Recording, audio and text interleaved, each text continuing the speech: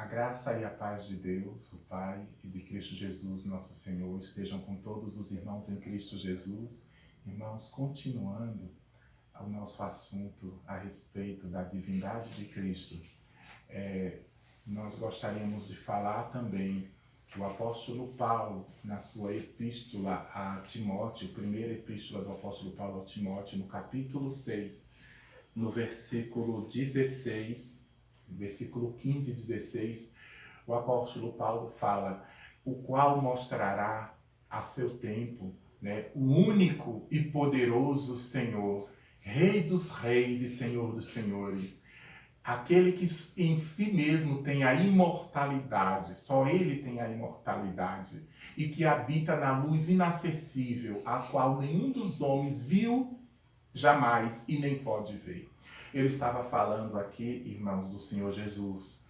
Aí muitos dizem, mas o Senhor Jesus,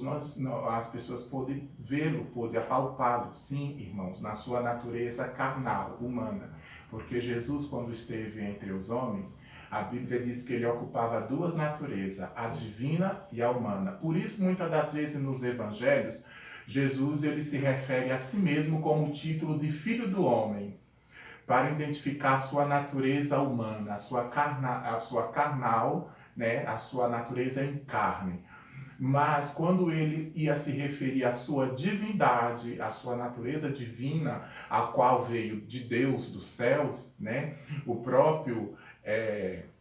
Jesus, ele dizia claramente: glorifica-me, Pai. Isso nos evangelhos de João, no capítulo 17, na oração sacerdotal, ele diz: glorifica-me tu, ó Pai,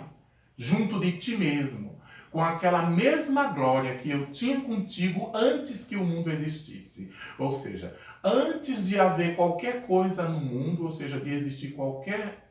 coisa na terra ou no mundo, Jesus já compartilhava da mesma glória, da mesma essência, do mesmo poder que o Pai, segundo o próprio relato de Jesus. Isso ele estava se referindo à sua natureza divina,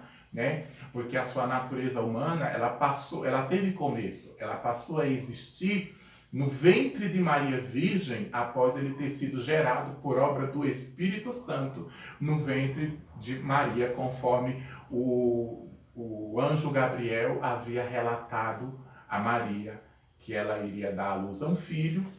e o que nela estava gerado era por obra do Espírito Santo. Mas a sua natureza divina não teve começo e nem fim, conforme nos mostra o livro de Hebreus, no capítulo 7 e também no versículo 3, onde fala: sem pai, sem mãe, sem genealogia, não tendo princípio de dias e nem fim de vida, permanece sacerdote para sempre. Então, ou seja, quem é o nosso sacerdote para sempre, ou seja, eternamente? É Jesus. Ele foi justamente feito sacerdote eternamente por Deus, ou seja, o para sempre,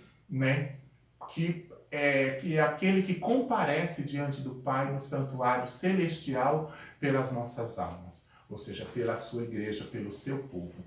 Então, e ele na sua natureza divina, ele não tem pai, não tem mãe, não tem genealogia, porque ele é eterno, ele é eterno, quer dizer, para sempre, Isso está escrito também no livro de Miqueias, no capítulo 5, no versículo 2, fala: e tu, Belém de Efrata, uma profecia messiânica a respeito de Jesus. De modo nenhum és a menor entre as capitais de Israel, porque de ti me nascerá aquele que será o guia das ovelhas de Israel, e cujas saídas são desde os tempos remotos, desde os dias da eternidade. Isso significa que a origem